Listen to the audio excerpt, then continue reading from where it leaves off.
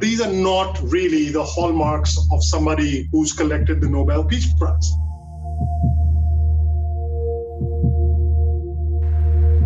It's been barely 6 months since Ethiopia's Prime Minister Abiy Ahmed collected his Nobel Peace Prize. But now his credentials as a peacemaker and as a reformer, both political as well as economic, are being questioned by his own people.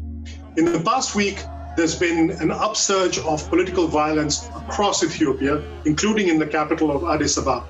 More than 160 people have died. This stems from the assassination of a very popular singer and political activist of the Oromo people, the largest ethnic group in Ethiopia. We don't yet know who assassinated him and why, but the Prime Minister's response to the protests was to bring in the military and order a crackdown. Political opponents have been arrested. The internet has been shut down. And these are not really the hallmarks of somebody who's collected the Nobel Peace Prize. There's also been criticism from human rights groups like Amnesty International, which have pointed to a pattern of extrajudicial killings in Ethiopia.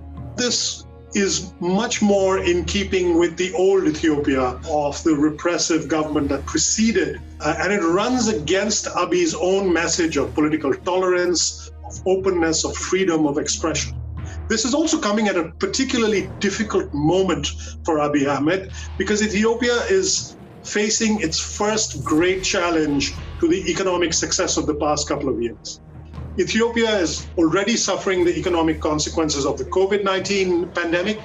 There have been locust swarms, giant locust swarms across all of East Africa, including in Ethiopia, which have been devastating to agriculture. Add to all of these a big foreign policy crisis. Ethiopia is now in a war of words with Egypt over a giant dam project on the Blue Nile. Ethiopia says it needs this dam to provide its people with electricity as well as have some surplus electricity to sell to its neighboring countries. Egypt is worried that the damming of the river and the filling of the dam will reduce the water flow going into Egyptian agriculture. There have been years of efforts to resolve these differences. Right now, the matter has gone up to the United Nations Security Council. There are voices in Egypt that are calling for conflict with Ethiopia if Ethiopia does not relent.